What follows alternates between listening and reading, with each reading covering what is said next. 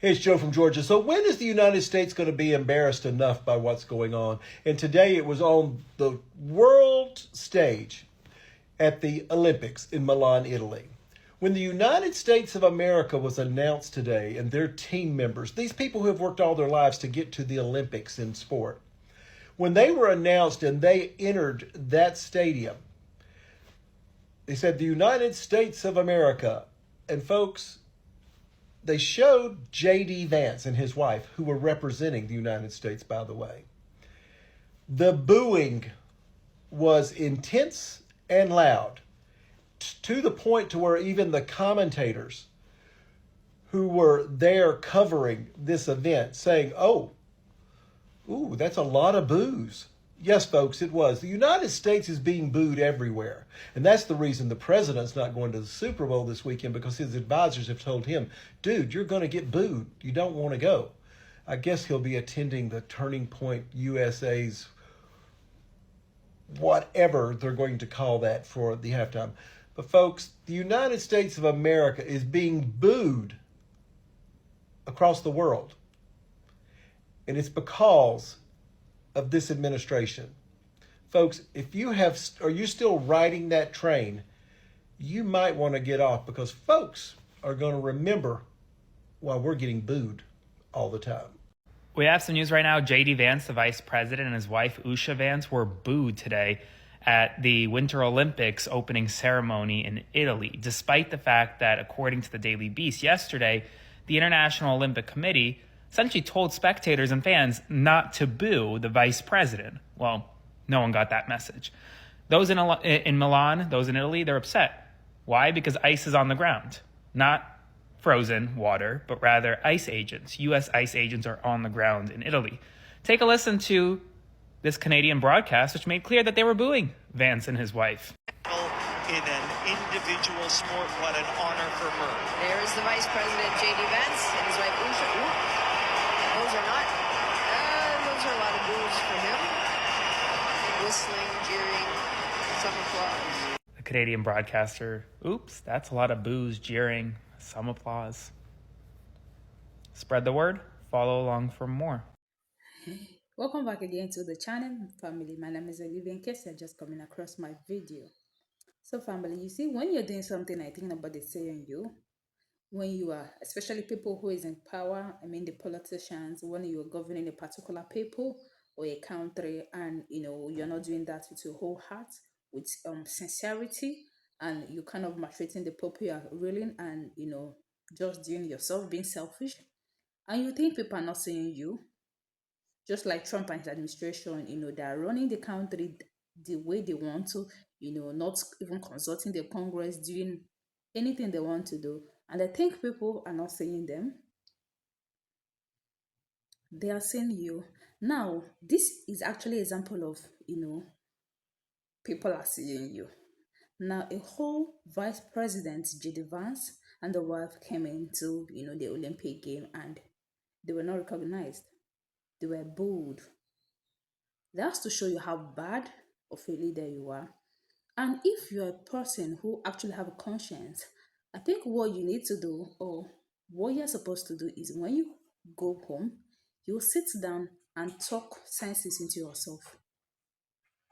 I think your wife especially even needs to go and give you a good advice, partaking of what happened, because it's a very shameful thing that you are being booed, a whole vice president.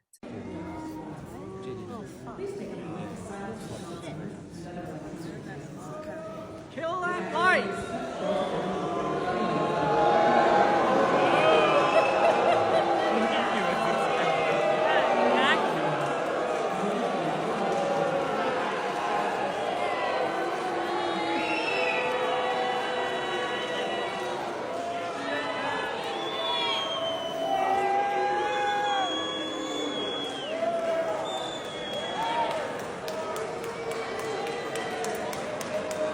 Listen to the crowd as J.D. Vance speaks at the Republican TPUSA event today. But the president, excuse me, sir, right now. It's true. Did you hear what they said? Listen again. Movement It doesn't bother me when he speaks on issues today, frankly, even when I disagree with how he's applying particular principles. So the most obvious example is the Republican fall off is going to be talked about for literally generations, because what do you mean Turning Point USA hosted an event where they brought out JD Vance, the person who's most likely going to run for 2028 presidential election, okay, on the Republican side, and nobody showed up?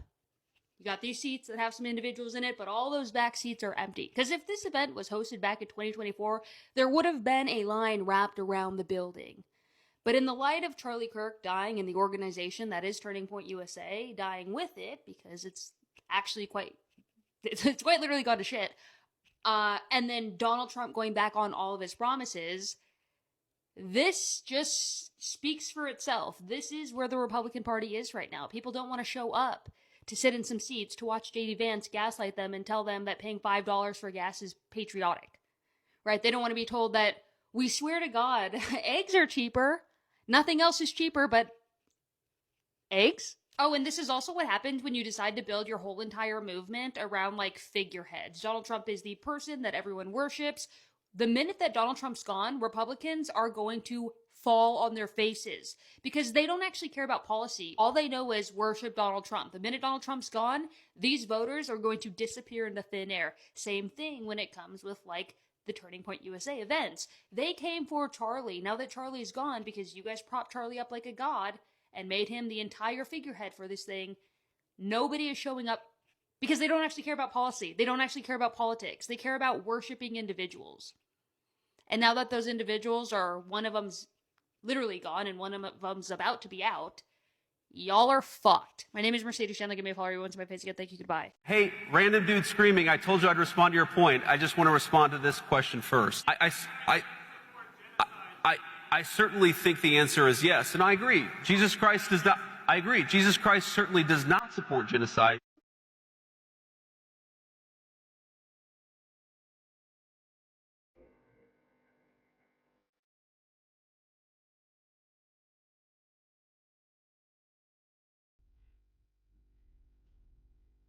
I think it's very, very important for the Pope to be careful when he talks about matters of theology.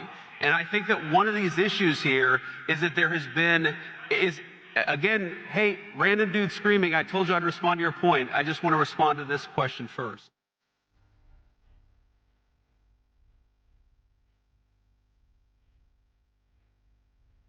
To respond to this guy here, he said, I believe he said the administration supports a genocide in Gaza. And here's my response to that. When we came in, the humanitarian situation in Gaza was an absolute catastrophe. You know who's the person who got a peace agreement in Gaza? Donald J. Trump. The president. I mean, dude, the vice president is getting rattled by a college student. All right, everybody, I want to show you all the moment JD Vance gets into a legitimate screaming match with a student while he's on stage in Athens, Georgia. JD Vance was at a Turning Point USA event that was supposed to be hosted by Erica Kirk, but it ended up getting hosted by Andrew Colvette, somebody that I've debated actually on stage before. Now, JD Vance turns over to the students and begins to debate him and yell at him while on stage trying to defend the Trump administration's foreign policy accomplishments. Now, this is rather ironic because JD Vance has been kind of quiet about the war in Iran and some of Trump's other foreign policy botches over the past few months because JD Vance doesn't want to be associated with them. But right when somebody in the crowd yells genocide, which is very, very true, not only is Trump enabling Israel to commit a genocide in Gaza, settlements in the West Bank, but Trump also quite literally threatened to genocide the entire country of Iran last week by saying, we're going to wipe out your entire civilization, never to return. So somebody in the crowd says, you're working for an administration that is committing genocide. JD Vance decides this is a moment to turn and debate with the crowd. An absolutely absurd series of events that we're about to break down. Make sure you drop a like. Make sure you subscribe to the Adam Mockler feed. We'll break down this entire series of events. And I want to point out, this was supposed to be hosted by Erica Kirk, this event, but she had to drop out due to apparently credible death threats on her life in Athens, Georgia, which is understandable given what's happened. What is not understandable is watching the vice president freak out next to Andrew Colvette. Make sure you drop a like. Make sure you subscribe to the Adam Mockler feed. And remember the time I debated this guy on stage? Check out this clip. Yeah, I got blacklisted from Turning Point USA because of that debate, because he didn't like the way that it went. So let's sit back, relax, and enjoy JD Vance getting confronted while on stage. In this first clip, he begins talking about Erica Kirk and says, you know, Erica Kirk definitely was grieving. Let's start here. She's trying to make sure that Charlie's legacy doesn't die.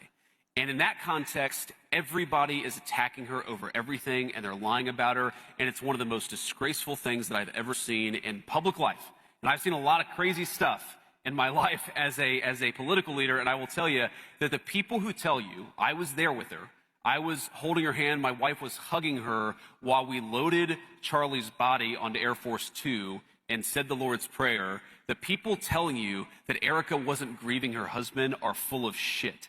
And we need to be honest about that fact. Excuse my language. My wife says I got to work on my language. She's been telling me that for 12 years, and it still hasn't taken.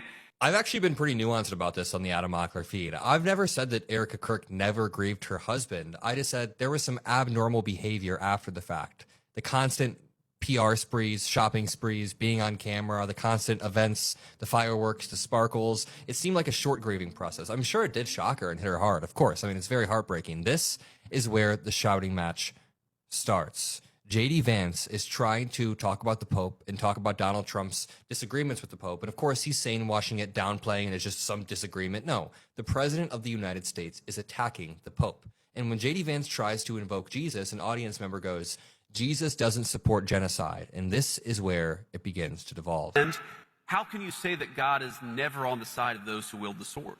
Was God...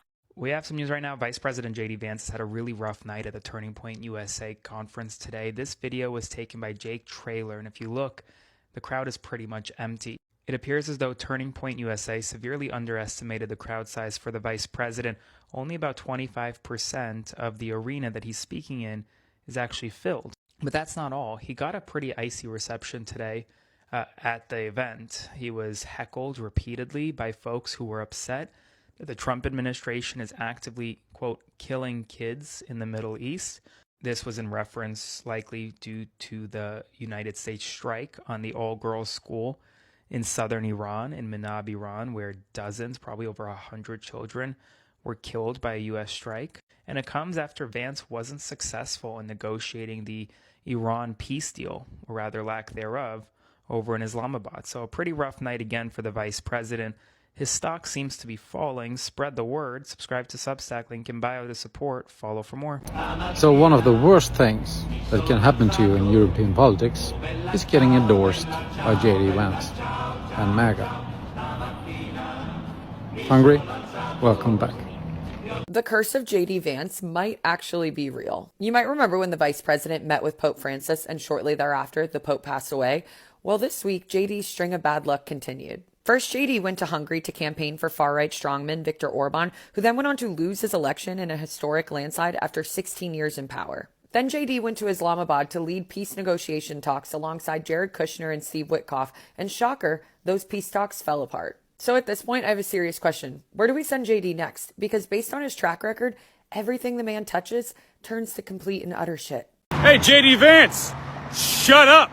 You call yourself a Catholic, you show up at a conservative audience at the University of Georgia, and you tell those people that the Pope was wrong? To say that the disciples of Christ are never on the side of those who wielded the sword and today drop bombs. This is a quote from JD Vance. Was God on the side of Americans who liberated France from the Nazis? I think certainly the answer is yes. Yeah, but the Nazis were actively trying to eliminate anything and everything that wasn't white, blonde, and fascist. Literally storming into other countries and murdering people. Seems to be kind of what you're doing, bud. And here's a quote from the Bible to accentuate the point I believe the Pope was trying to make. Psalms 82, 3 and 4. Defend the weak and fatherless. Uphold the cause of the poor and oppressed.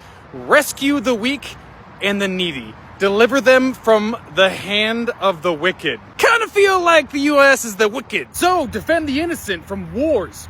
Don't go start them for no reason other than to appease your butt buddy or commandeer resources. And Vance, you're just a fucking puppet with Trump's hand up your ass, with a bunch of greedy billionaires' hands up his ass, including Netanyahu's, who is literally the new Hitler. Watch the body language when they start talking about foreign influence. That observation, but again, I find it darkly ironic that people are accusing me of engaging in some kind of foreign influence. It's unprecedented for an American vice president to come the week before an election. The reason why we're doing it is because we thought there was so much garbage happening against Victor in this election. I've also been told that the vice president of the United States coming and saying that Viktor Orban is doing a good job and is a helpful statesman to the cause of peace, that's foreign influence. Yeah, because that's exactly what you're doing. But here, let's have JD explain to you what he thinks foreign influence is.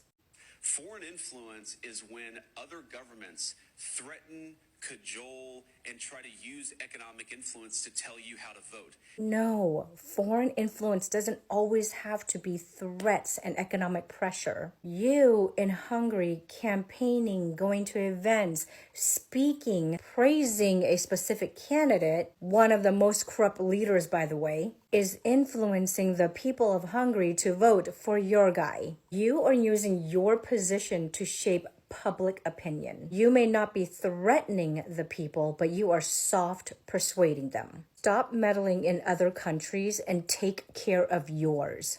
Because people are hungry, jobless, houseless, insuranceless. I think it's very, very important for the Pope to be careful when he talks about matters of theology. And I think that one of these issues here is that there has been, again, hey, random dude screaming, I told you I'd respond to your point. I just want to respond to this question first. But I think one of the issues here is that if you're going to opine on matters of theology, you've got to be careful. You've got to make sure it's anchored in the truth. To respond to this guy here, he said, I believe he said the administration supports a genocide in Gaza. And here's my response to that. When we came in, the humanitarian situation in Gaza was an absolute catastrophe. You know who's the person who got a peace agreement in Gaza? Donald J. Trump. The president... Excuse me, sir. Right now, you see more humanitarian aid coming into Gaza than it has any time in the past 5 years, because we have taken that situation seriously. I like that the Pope is an advocate for peace. I think that's certainly one of his roles. On the other hand, how can you say that God is never on the side of those who wield the sword? Was God on the side of the Americans who liberated France from the Nazis? Was God on the side of the Americans who liberated Holocaust camps and liberated those innocent people from, those who had survived the Holocaust? I certainly think the answer is yes, and I agree. Jesus Christ certainly does not support genocide. I think it's very, very important for the Pope to be careful when he talks about matters of theology. And I think that one of these issues here is that there has been, again, hey, random dude screaming, I told you I'd respond to your point. I just want to respond to this question first. So, Miss Thing, Lady Vance, y'all remember her? Look at her there. Went to the Middle East and tried to do like some peace treaty or whatnot, and comes back full-fledged South of Market leather daddy, fulsome trade. And you want to know something? I'm not mad at it. If y'all could be doing this and turn it around, dump Usha, get yourself like a sir, maybe get yourself a boy. And when I mean boy, I mean over 18. I mean, listen, motherfuckers, the boys that are like presenting themselves at least in the San Francisco Bay Area, girl, they're over 60. Because daddies need daddies. And we're kind of here for it, I suppose. I mean, you should talk to your therapist about it. But listen, JD Vance, girl, I'm living for this. And she's posing with her ex-boyfriend, Miss Lazy Boy. Kind of loving the government these days. If we're doing some leather daddy trade, I'm kind of loving the government. I think that's certainly one of his roles. On the other hand, how can you say that God is never on the side of those who wield the sword? Was God on the side of the Americans who liberated France from the Nazis? Was God on the side of the Americans who liberated Holocaust camps and liberated those innocent people from, those who had survived the Holocaust? I certainly think the answer is yes, and I agree. Jesus Christ does not. I agree. Jesus Christ certainly does not support genocide. Whoever yelled that out from the dark, he certainly does not. I think that's pretty easy. I think that's a pretty easy principle. Okay, so here's a guy. Let me just say this. This is a guy. No. First of all, random dude who's shouting. Can I finish my point and then I'll respond to what you just shouted? Is that okay? And by the way, not only was our administration like the administration that solved the problem, but the president. Excuse me, sir. Right now, you see more humanitarian aid coming into Gaza than it has any time in the past 5 years, because we have taken that situation seriously. And that's one of the things that I'm proud of about our administration, is whether it's there or Thailand and Cambodia, we have consistently tried as much as we can to solve these problems, not just complain about them like the guy who just ran away angry.